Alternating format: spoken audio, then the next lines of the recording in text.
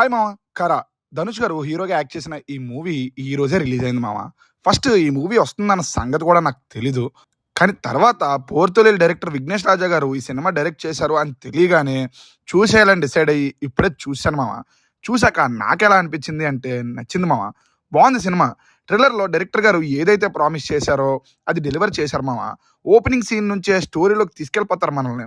ఆడియన్స్‌కి ఇంట్రెస్ట్‌ని క్రియేట్ చేసి కూర్చోపెట్టేస్తాడు అతను.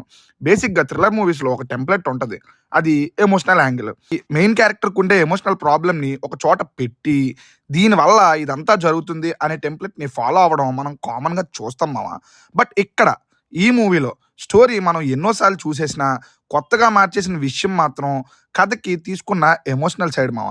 ప్రతి క్యారెక్టర్‌కి ఒక ఎమోషన్ ఉంటది. అది మనకు కనెక్ట్ అవుతది. హీరో క్యారెక్టర్‌ని దొంగగా చూపించడానికి అతనికి ఒక పాజిటివ్ యాంగిల్‌ని ఆపాదించడం కాకుండా, ఆ క్యారెక్టర్ బేసిక్‌గానే అంత అలాగే చేస్తుంటాడు. ఆడి బుద్ధే అది, ఆడి తీరే అది, ఆడి క్యారెక్టర్ బిహేవియరే అది అని చూపించిన విధానం నన్ను ఈ సినిమాకి కొత్తగా కనెక్ట్ చేసింది మామ. నేను కొత్త రకం సినిమా చూస్తున్నాను అనేలా చేసింది. హీరోకి 'కేఎస్ రవికుమార్' గారి క్యారెక్టర్‌కి మధ్యలో వస్తాయి కొన్ని సీన్సు. చాలా మందికి నచ్చేస్తాయి. అండ్ అవే ఈ సినిమాకి ప్రాణం అని కూడా అంటాను మామ. బట్ కొంతమందికి ఏందిరా ఇది మరీ మెలో డ్రామాటిక్‌గా ఎళ్తుంది అని అనిపించొచ్చు.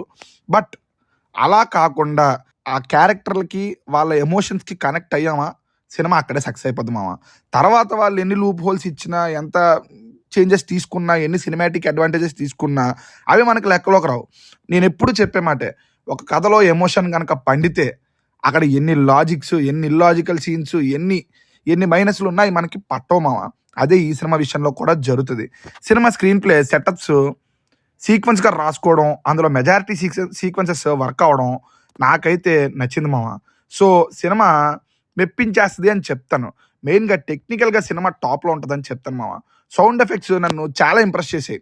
సినిమాలో ప్రతి డీటెయిల్ కూడా మనకి వినబడతా ఉంటది. మన చెవికి అరే! ఇక్కడ జరుగుతుందే, అరే! ఆ సౌండ్ అక్కడి నుంచి వస్తుందే, అహో! దానికి కూడా డీటెయిల్ తీసుకున్నారా అనే ఫీల్‌ని అయితే క్రియేట్ చేశారు మామ. దానిలో వాళ్ళ హార్డ్ వర్క్ కనిపిస్తది. హీరోయిన్ క్యారెక్టర్‌కి పెద్దగా ఇంపార్టెన్స్ ఉండదు. సేమ్ టైమ్ లెంత్ కూడా చాలా తక్కువ ఉంటది. బట్ మమితా బైజు గారి పర్ఫార్మెన్స్ నాకు చాలా కొత్తగా అనిపించింది. ఆవిడ స్క్రీన్ ప్రెజెన్స్ కూడా నచ్చింది మామ. ఇలాంటివి చేయాలి. ఎప్పుడు వందల కోట్లు, వేల కోట్లు ఏడ పెట్టుకోవాలి.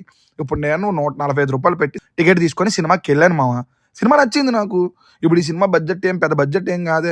ధనుష్ గారు ఎప్పుడు తీసినట్టే 100 రోజుల్లోనే సినిమా తీసేశారు. అంతకుముందు ఆ డైరెక్టర్‌కి ఎంత పెద్ద హిట్స్ ఉన్నాయి, ఎంత పెద్ద ఇదున్నాయి, ఎంత పెద్ద పేరున్నాయి. ఆయన తీసే టైమ్ లైన్‌లో తీశారు. నాకు నచ్చింది. మెజారిటీ ఆడియన్స్‌కి కూడా నచ్చింది. నువ్వెలా చెప్పగలవురా, నువ్వెలా చెప్పగలవురా అంటే, నా చుట్టుపక్కల కూర్చున్నోళ్ళు ఎంజాయ్ చేస్తున్నారు. దాన్ని నేను గమనించాను మామ. అలాంటప్పుడు ప్రతి ఒక్కరు కూడా ఇలాంటి సినిమాల మీద కూడా కాన్సంట్రేట్ చేయాలి మామ. ఎంతసేపు pan India, pan India, pan ఏం చేసుకుంటాం? ఎవడి కోసం?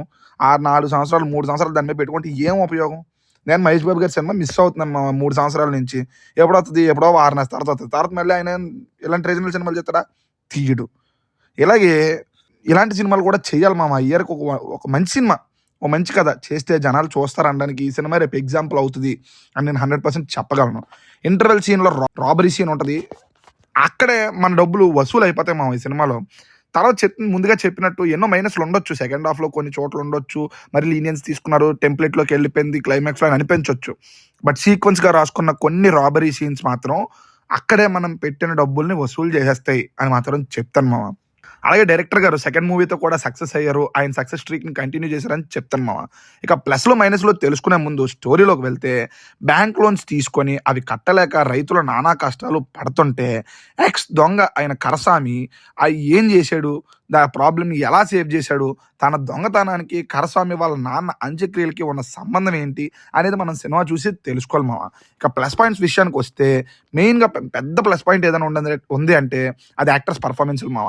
అందరూ వాళ్ళ 100% ఇచ్చారు అని చెప్తాను. మెయిన్‌గా 'కేఎస్ రవికుమార్' గారు ఏడిపించేస్తారు మామ ఈ సినిమాలో. ఆయన ఫేస్ నుంచి ఆయన పాదాల వరకు తీసుకున్న కేర్ ఏదైతే ఉందో, ఆయన వాయిస్ ఆయనే డబ్బింగ్ చెప్పారు తెలుగులో కూడా. ఆ ఫీల్ మనం ఫీల్ అవ్వగలుగుతాం మామ ఆయన వాయిస్‌లో. ఆయన కనిపించే ప్రతి సీను మనల్ని అయితే ఎమోషనల్‌గా కనెక్ట్ చేస్తది.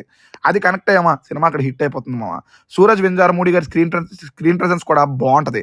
ఫస్ట్ హాఫ్‌లో ఆయన ఎప్పుడెప్పుడు వస్తాడా అనిపిస్తా ఉంటది. అంత బావుంది ఆయన స్క్రీన్ ప్రెజెన్స్ కూడా.